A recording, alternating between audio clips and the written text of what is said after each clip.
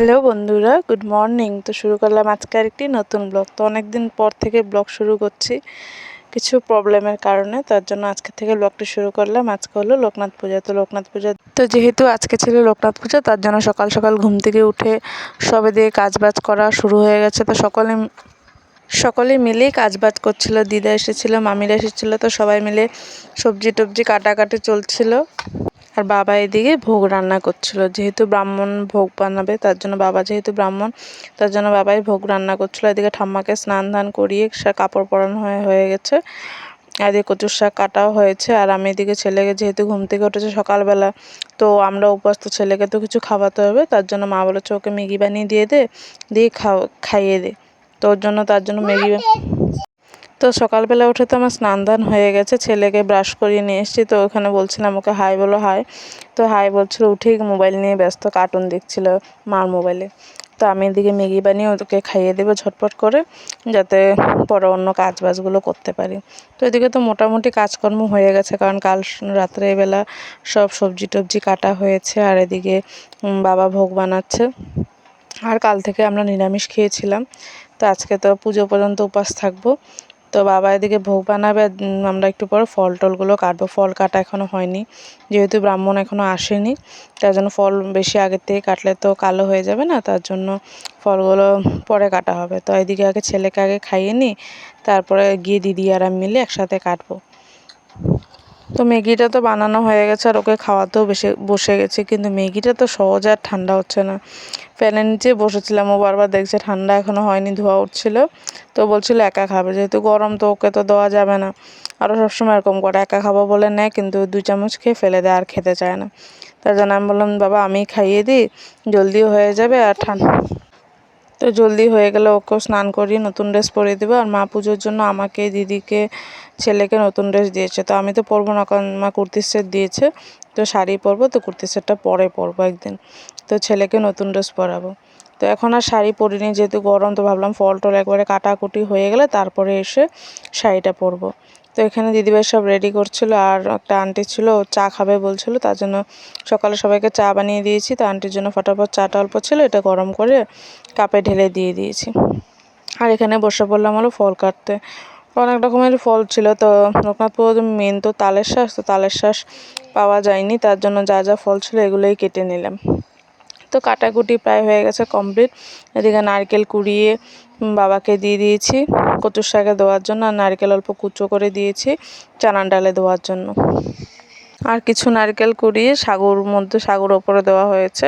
তো এগুলো সব রেডি হয়ে গেল। ছেলের ড্রেস, আমার শাড়িও সব রেডি করে নিলাম, আর ছেলেকে স্নান করে ছেলের ড্রেসও পরিয়ে দিলাম। আর এদিকে আমি হয়ে গেলাম রেডি। একটা সুতির শাড়ি পরে নিয়েছি, যেহেতু অনেকটা গরম, তার জন্য হেবিজিবি শাড়িও পরা যাবে না, আর ঘরে যেহেতু থাকবো, তো তার জন্য সুতির শাড়িই পরলাম। আর ছেলেকে এখানে মোবাইল দিয়ে বসিয়েছি, কাজকর্ম আছে, তো বদমাশি করবে না হলে। আর এখানে আন্টি পনিরগুলো কেটে নিচ্ছে, বাবা রান্না করবে। তো বাবা তো একা হাতে সব করলে অনেকটা দেরি হয়ে যাবে, তার জন্য সবাই হাতে হাতেই সব কিছু কাজ করছে। আর আমি এদিকে ময়দা মেখেছি, বাবা পুরি বানাবে।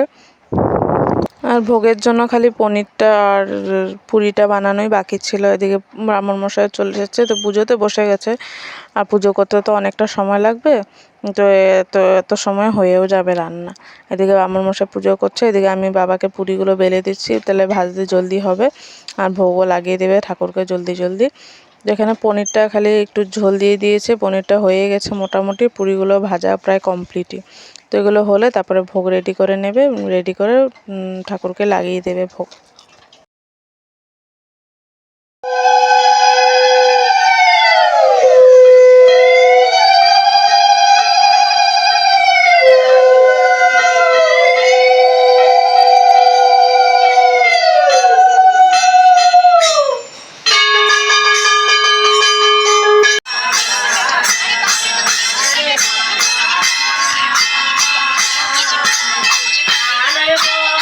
তো ভোগ দেওয়া হয়ে গেছে, এদিকে ঘরে চলছিল কীর্তন।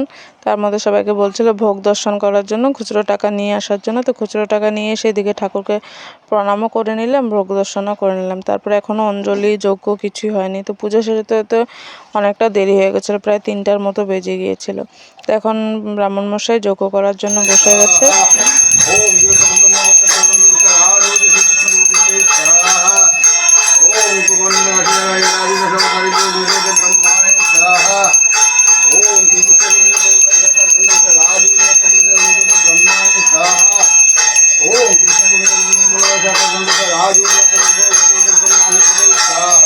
যজ্ঞ কমপ্লিট করে এখানে সকলে মিলে বসে পড়লাম অঞ্জলি নেওয়ার জন্য।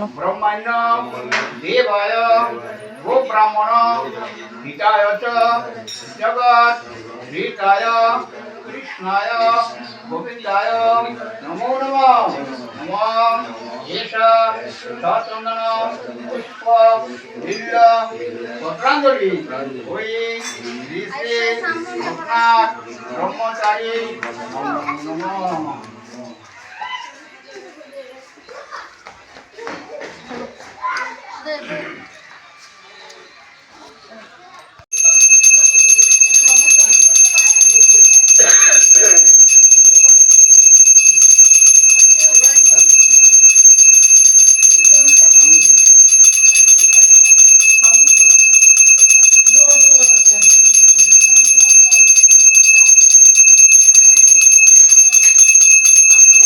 তো পুজো কমপ্লিট হয়ে গেছে। তো এখানে ব্রাহ্মণমশাই বললো প্রদীপ জ্বালিয়ে দিতে, তো দিদিভাই প্রদীপ জ্বালিয়ে দিল আর ছেলে খাওয়ার জন্য বসিয়ে দিয়েছে। আর বাইরে এখানে কিছু মানুষ খেতে বসেছে, তো ঘরেও বসেছিল। আর বর্ণনাটা এসেছিলো, তখন আর ভিডিও করার সময় পাইনি যেহেতু দেওয়া দেওয়ি করছিলাম।